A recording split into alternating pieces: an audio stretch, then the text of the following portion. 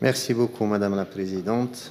Je tiens tout d'abord à remercier les organisateurs de m'avoir associé à ce congrès et de me permettre de vous parler du dépistage du cancer bronchopulmonaire.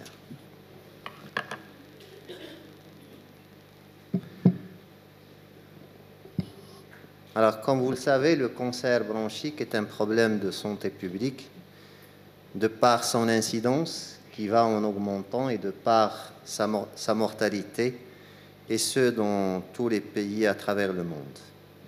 Et vous savez aussi que le tabagisme est le principal facteur de risque, et vous savez aussi que l'action importante à faire pour lutter contre le cancer bronchique, c'est de lutter contre le tabac.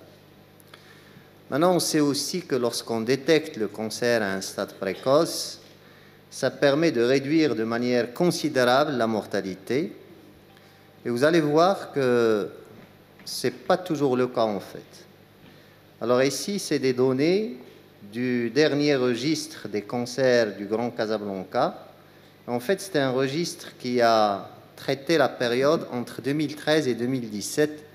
Et vous voyez que les stades 4, c'est 76,5%. Maintenant, si on va un petit peu aux données de l'intergroupe d'oncologie thoracique du CHU Ibn Rushd, vous voyez que les stades 4, c'est 48%, et les stades qui sont localement avancés, les stades 3, c'est 32,5%. Maintenant, le taux de survie du cancer bronchique, il dépend en fait du stade. Et vous voyez ici donc les survies à 5 ans en fonction du stade. Et vous voyez que pour les patients qui ont des stades localement avancés, stade 3, c'est entre 13 et 36%, et moins de 10% pour les malades de stade 4. Et c'est tout l'intérêt du diagnostic et du traitement précoce du cancer bronchique.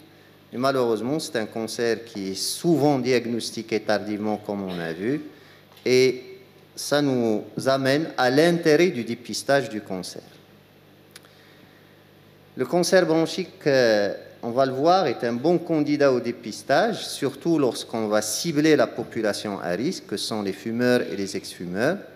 Et de manière générale, lorsque l'OMS propose des conditions pour la mise en place d'un dépistage des cancers, quelle que soit en fait la localisation, il faut qu'il y ait des principes qui sont retrouvés, à savoir la menace grave pour la santé publique, c'est le cas du cancer bronchique. Une histoire naturelle connue, c'est le cas du cancer bronchique. On sait d'ailleurs que le tabagisme est le principal facteur de risque, comme on l'a dit. Une maladie décelable pendant la phase de latence, c'est le cas aussi du cancer bronchique. Des moyens appropriés pour le diagnostic et le traitement. Le diagnostic et le traitement sont codifiés. Un traitement efficace, c'est la chirurgie, donc on sait qu'il y a un traitement efficace pour le cancer lorsqu'on arrive à l'opérer. Le traitement préétabli, il y a des protocoles de prise en charge des cancers bronchiques qui sont maintenant bien en place, notamment dans notre pays. Un examen de dépistage efficace, et c'est ça ce qu'on va voir durant l'exposé. Un examen accepté par la population, on va voir aussi ça durant l'exposé. Un coût non disproportionné aux soins, on va le voir dans l'exposé, mais de prime abord, c'est le cas. Et puis un dépistage continu, et on va voir que les différents travaux qui ont parlé du dépistage donc, proposent un dépistage annuel ou au plus biannuel, et donc on est dans le dépistage continu. Alors, maintenant, dépister le cancer bronchique, pour quel intérêt? Alors, on sait que le dépistage pour un cancer, le but ultime, c'est de réduire la mortalité. Et maintenant, réduire la mortalité, ça veut dire qu'on va cibler une population définie de personnes qui vont être asymptomatiques, et par le dépistage, on va leur proposer un traitement à visée curative. Alors, pour le dépistage, en fait, et la réduction de la mortalité par dépistage, donc il y a deux grands essais qui sont maintenant donc connus, à savoir le NLST et le NELSA. Alors, le NLST, donc c'est un essai randomisé américain, donc qui a pris en fait un peu plus de 26 700 personnes par bras, avec 2 bras, donc un pour voir l'impact de la radiographie thoracique sur la mortalité, et un autre pour voir l'impact du scanner low dose utilisé dans le dépistage pour la mortalité sur le cancer. Et après, maintenant, les résultats de l'étude NLST donc, sont connus. On sait que l'impact sur la mortalité à 6 ans et demi par cancer est une réduction de 20%, avec une réduction à 6 ans et demi toujours de la mortalité globale qui est de 6,7%. Maintenant, pour l'étude Nelson, donc c'est une étude en fait européenne, en fait, elle est hollandaise et allemande. Donc, et là, il y avait deux bras. Un bras où on n'a rien proposé, juste une observation, et un bras où on a proposé un dépistage par scanner faiblement dosé. Et au niveau de l'étude Nelson, donc vous voyez que chez l'homme, donc il y a une réduction à 10 ans de la mortalité par cancer de 26%. Alors un peu plus chez la femme, sauf que lorsque vous voyez un petit peu le nombre de femmes recrutées par ce travail, donc vous voyez que c'est à peine 16% de l'effectif global, ce qui rend en fait les chiffres pour la réduction de la mortalité chez la femme donc difficilement interprétables. Maintenant, toujours dans la réduction de la mortalité par cancer, vous avez un autre travail qui a été publié en 2023, et cette fois-ci c'est une étude prospective qui s'est étalée entre janvier 2012 et juin 2021, et qui a englobé des patients ayant subi une résection par cancer, une résection curative d'un cancer bronchique. Alors, on a comparé en fait les patients qui ont été détectés lors du dépistage, il y avait 82 dans cette étude, et ceux qui étaient détectés de manière fortuite, il y avait 199. En fait, dans ce travail, donc, les auteurs concluent que les cancers dépistés par dépistage ont d'excellents résultats post-opératoires et à long terme, avec une résection curative, et ces résultats étaient similaires à long terme aux cancers détectés de manière fortuite. Maintenant, dans ce travail, la plupart des patients qui étaient détectés fortuitement ne répondaient pas en fait aux critères qui sont utilisés pour le dépistage actuellement. Et on va revenir sur ça par la suite. Alors, quels sont les autres bénéfices du dépistage?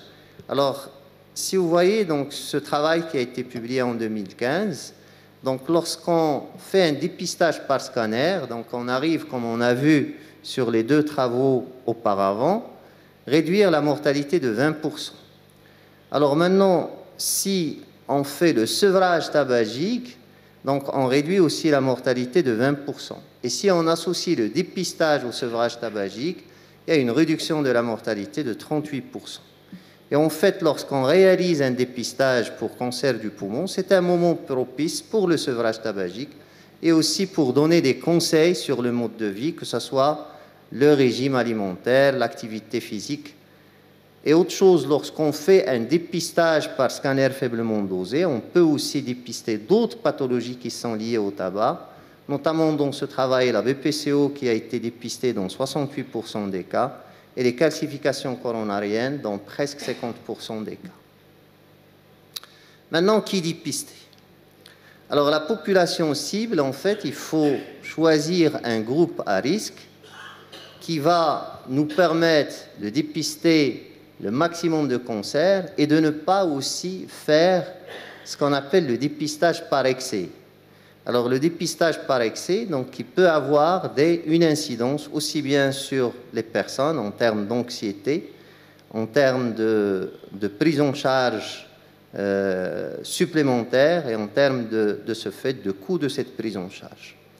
Maintenant, lorsqu'on veut dépister le cancer bronchopulmonaire, donc on se base en général sur deux critères, que sont l'âge et l'intoxication tabagique. D'ailleurs, si on revient aux deux essais randomisés qu'on a présentés tout à l'heure, le NLST, donc, il a pris un âge entre 55 et 74 ans, et pour le tabagisme, plus de 30 paquets années ou plus, et quelqu'un qui a été sevré depuis moins de 15 ans.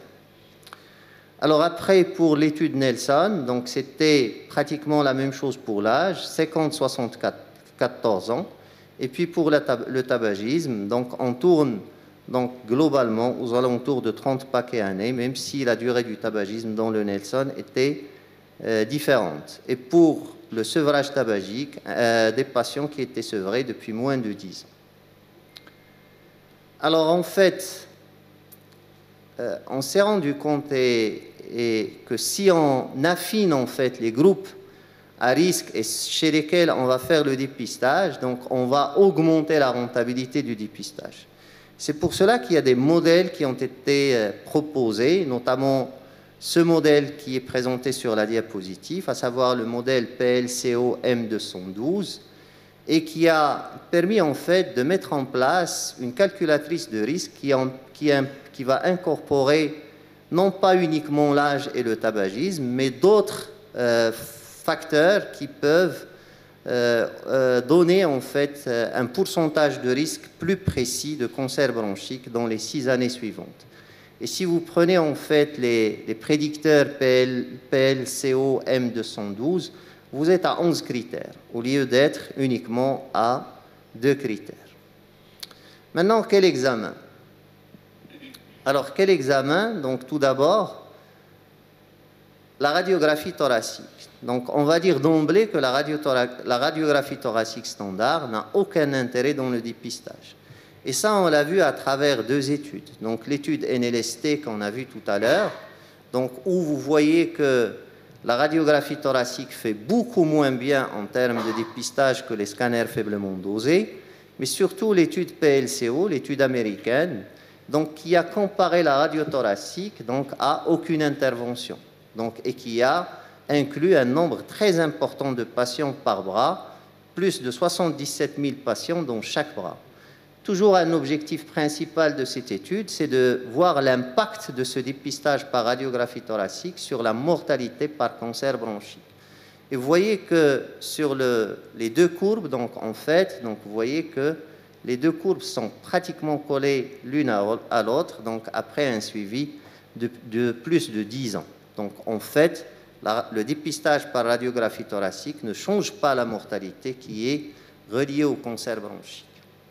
Maintenant, la TDM thoracique faiblement dosée. Donc, la TDM thoracique faiblement dosée, c'est une TDM qu'on va faire avec des coupes fines de 1,25 mm ou moins. On n'utilise pas de produits de contraste et les doses de rayonnement qui sont délivrées sont de 1,5 millisievert ou moins. Donc, et c'est plus de 4 à 5 fois moins que la dose qu'on a avec une TDM classique, qui est de 7 à 8 millisievert. Alors, jusqu'au jour d'aujourd'hui, c'est la seule modalité d'imagerie qui est recommandée pour le dépistage du cancer bronchique. Alors, 2 essais positifs, donc c'est le NLST qu'on a vu tout à l'heure et le Nelson. Dans le NLST, donc pour faire le dépistage, on s'est basé uniquement sur la taille des nodules. Donc, en fait, c'est un dépistage où on prend la taille dans 2 dimensions. Donc, et si c'est inférieur ou égal à 4 mm, le dépistage est considéré comme négatif. Et si c'est supérieur à 5 mm, le dépistage est considéré comme positif et on lance les investigations pour prendre en charge ce patient. Dans l'étude Nelson, l'étude européenne, donc c'est toujours par scanner faiblement dosé, mais cette fois-ci, on tient compte du volume du nodule. Et en fait, on définit non pas 2 groupes comme dans le Nelson, mais 3 groupes. Les patients qui ont un volume de nodule qui est de moins de 50 mm de mercure, on va considérer que le dépistage est négatif. Et si c'est plus de 500 mm3, donc on va à ce moment-là donc considérer que ce dépistage est positif et on va lancer des investigations. Et entre les deux, c'est-à-dire ceux qui ont un volume du nodule qui est entre 50 mm3 et moins de 500 mm3, donc à ce moment-là, on va considérer le dépistage comme indéterminé et on va proposer un scanner de contrôle à 3 mois. Et à ce moment-là, on va déterminer le temps de dédoublement du volume. Donc si ce temps est inférieur ou égal à 400 jours, on va considérer que ce dépistage est négatif. Et s'il est supérieur à 400 jours, on va considérer que ce dépistage est positif et on va lancer à ce moment-là les investigations. Et en fait, donc, il n'y a pas de standardisation dans la manière avec laquelle on va interpréter les nodules qu'on va trouver lorsqu'on va faire un dépistage par scanner faiblement dosé, mais on va voir que c'est quand même très intéressant donc d'utiliser le volume et le temps de dédoublement, donc parce que ça permet en fait d'avoir donc plus, d'affiner encore plus le dépistage. Alors maintenant, une méta-analyse de la revue Cochrane, donc où il y a, donc on a essayé donc de rechercher tout ce qui a été publié sur l'impact du scanner faiblement dosé sur la mortalité du cancer bronchique lorsqu'on réalise un dépistage par ce scanner. Bon, on trouve dans la revue Cochrane des choses qui rejoignent un petit peu ce qu'on a vu tout à l'heure, c'est-à-dire une mortalité par cancer du poumon réduite de 20%, 21%, et une réduction significative de la mortalité globale qui est de 5%. Maintenant, l'impact du volume et du temps de dédoublement. Donc, lorsque on a utilisé que la taille du nodule sur 2 dimensions, comme on a vu tout à l'heure, donc on se retrouve avec 25% de tests positifs dans l'étude NLST, et dans ces 25% positifs, il y avait 96% de faux positifs. Par contre, lorsque vous partez sur le volume et le temps de dédoublement, donc il y avait 2% de positifs, 9% d'indéterminés. Dans les 2% de positifs, il y avait 1% de cancer et les faux positifs représentaient 1,2%. Et en fait, lorsqu'on utilise encore une fois le volume et le temps de dédoublement, on augmente la valeur prédictive positive de dépistage par scanner faiblement dosé qui passe de 4 à 44%. Maintenant, quels sont les inconvénients potentiels du dépistage scanographique? Donc, il y a d'abord les faux positifs, on vient d'en parler. Et puis, il y a, sachant que les faux positifs, donc, ça génère aussi donc, de l'anxiété, ça génère aussi chez les patients, et ça génère aussi une prise en charge supplémentaire avec son coût. Alors, l'irradiation, donc, il y a toujours un risque de cancer radio-induit lorsque vous réalisez un scanner. Mais il faut savoir en fait que le risque en général de cancer radio-induit, c'est chez l'enfant, chez les tout jeunes. Et que ce risque, donc en fait, il va aller en diminuant jusqu'à l'âge de 30 ans. Puis par la suite, donc, on peut avoir une augmentation du risque de cancer radio-induit jusqu'à l'âge de 50 ans. Et au-delà de 50 ans, ce risque rediminue de manière importante, ce qui fait que la tranche d'âge qu'on vise par le dépistage du cancer bronchopulmonaire n'est pas celle qui est le plus à risque de cancer radio-induit. Alors après, il y a quelque chose qu'on appelle le surdiagnostic et qu'on connaît bien pour certains cancers, comme le cancer de la prostate. Le surdiagnostic, en fait, ça veut dire que vous allez faire le diagnostic d'un cancer qui n'aura jamais été symptomatique s'il n'a pas été dépisté et qui n'aurait jamais entraîné le décès de la personne.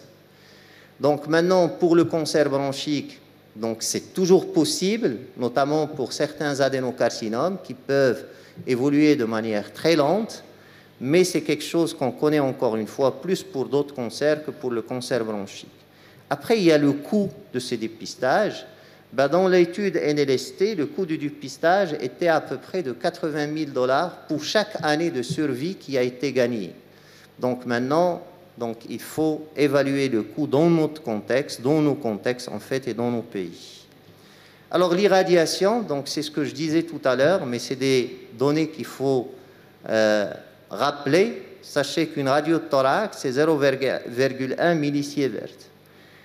Un scanner thoracique, c'est 7 millisievert.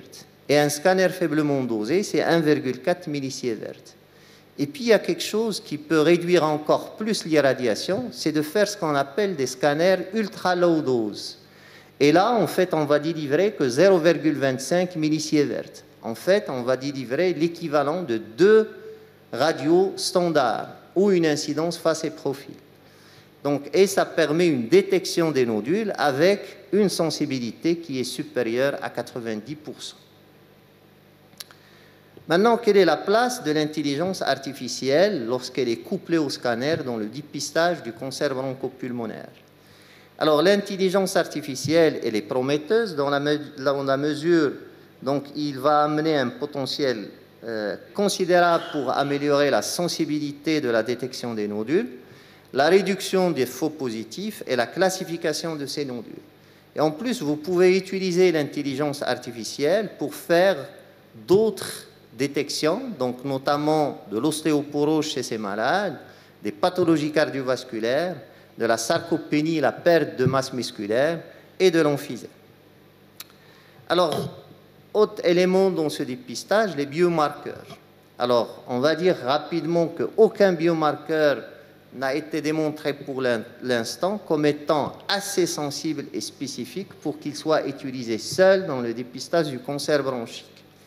Alors, il y a divers biomarqueurs. Les plus prometteurs sont les micro-ARN et les cellules tumorales circulantes. Et les biomarqueurs, on peut les placer en fait dans la stratégie de dépistage à 3 niveaux. Soit en amont du scanner pour évaluer le risque individuel au sein d'une population et pouvoir mieux indiquer le scanner faiblement dosé, ou en même temps que le scanner, et ça permet de mieux interpréter le scanner à ce moment-là, ou après la réalisation du scanner pour discriminer des nodules bénins et des nodules malades. Alors, je vais passer donc rapidement. Il y a les biomarqueurs sanguins, donc il y a les biopsies liquides, et les biopsies liquides donc, sont intéressantes, surtout lorsqu'on utilise des tests multi-omiques, donc qui permettent de rechercher plusieurs marqueurs à la fois. Donc ça permet de gagner du temps et de gagner aussi en coût. Alors, ça c'est les marqueurs au niveau sanguin. Donc au niveau tissulaire et au niveau cellulaire, en fait, on va dire très rapidement que jusqu'à présent, l'utilisation de ces marqueurs est décevante. Alors, il y a aussi la recherche de ces biomarqueurs dans les expectorations. Donc, et là aussi, on va dire que donc, on n'a pas de résultats probants donc, qui permettent d'utiliser ces biomarqueurs dans les expectorations. Maintenant, dans l'air exhalé, donc là, on va peut-être donner un peu plus de détails donc, pour dire que dans l'air exhalé, en fait, on va chercher 2 types de marqueurs chimiques qui peuvent coexister. Il y a ceux qui sont présents seulement chez les patients qui ont des cancers bronchiques. Donc, vous avez ici des exemples, le propanolol, donc le butanol ou d'autres. Et puis, il y a ceux qui sont présents naturellement chez toute personne, mais qui peuvent être détectés en excès, en grande abondance chez un patient qui a un cancer bronchique. Et c'est l'exemple, par exemple, du pentane et du cyclohexane. Alors, il y a plusieurs travaux publiés donc, pour l'air exhalé et biomarqueurs dans le cancer bronchique. Donc, il y a maintenant donc, des choses qui sont utilisées, donc, notamment ce qu'on appelle des nez électroniques, donc, pour obtenir en fait une empreinte de la laine. Et c'est pratiquement la même chose, je vais aller plus vite. Donc, la même chose donc, que des empreintes digitales, en fait, parce que ça va être une empreinte de la laine personnelle pour chaque personne. Et en fait, donc, ça permet donc, d'aller rechercher en fait, les VOC, c'est-à-dire les composés volatiles organiques, donc, qui peuvent être liés donc, à ce cancer bronchique. Maintenant, c'est des choses qui nécessitent des plateformes analytiques complexes et coûteuses. Alors, vous ne pouvez pas ne pas parler de ça, donc je pense que vous avez déjà entendu parler des chiens renifleurs pour détecter les cancers bronchiques, donc c'est possible. Donc ça, c'est une étude allemande qui a été publiée déjà il y a assez longtemps. Donc, et on a essayé en fait de voir des échantillons d'haleine de patients atteints de BPCO, de cancer du poumon et d'individus sains et de voir est-ce que les chiens étaient capables de renifler en fait les VOC pour diagnostiquer les cancers du poumon. Alors la conclusion de ce travail, c'est que le cancer du poumon a été identifié avec une sensibilité globale de 71%, une spécificité de 93%, et que c'était indépendant de l'existence ou non d'une BPCO, de la fumée du tabac et des odeurs alimentaires. Et en fait, ça nous donne en fait plus de raisons d'aller chercher ces composés volatiles organiques et d'essayer par la suite d'utiliser ça dans le dépistage du cancer bronchique. Enfin, donc, quel examen finalement? Ça va être le scanner. donc, et une place encore à définir pour les biomarqueurs. Alors, quand dépister, donc, on a vu qu'on va dépister les personnes par scanner faiblement dosé, et habituellement, on va dépister avec un rythme annuel, donc pour la majorité des travaux qui ont été publiés, et pour certains, donc au-delà de 3 années, on peut proposer un rythme biannuel, donc après la 3e année. Alors, quelles sont maintenant les limites et les défis et les perspectives?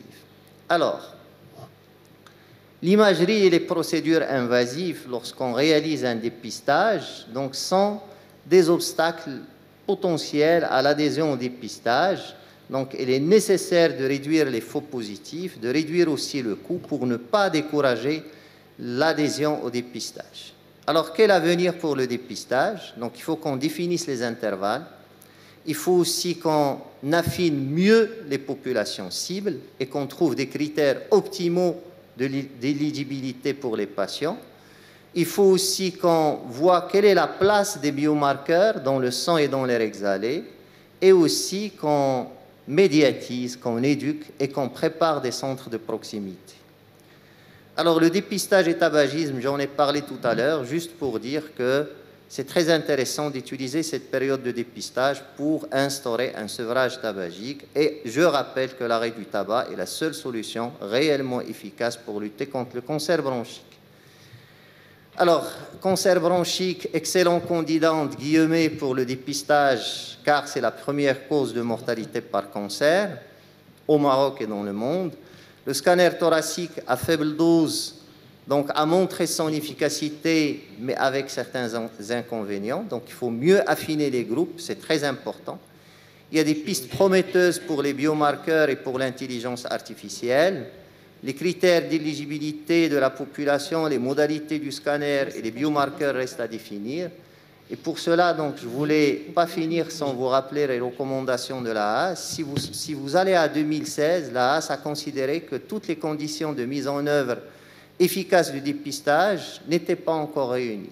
Par contre, en 2022, après qu'on ait les résultats des travaux qu'on a montrés tout à l'heure, donc la HAS a changé en fait sa recommandation pour dire qu'il faut mieux définir les populations cibles, c'est ce qu'on venait de dire tout de suite là, de fournir des informations concernant la sécurité et de fournir des données sur l'impact économique, organisationnel et les structures de soins. Donc, il faut mener des études pour mieux affiner tout ça. Donc, et c'est notre rôle au niveau des différents CHU du Maroc. Voilà, donc je vous remercie. Merci beaucoup, professeur Afif. C'est toujours un plaisir de vous écouter. Vous avez été précis et concis comme d'habitude. Merci.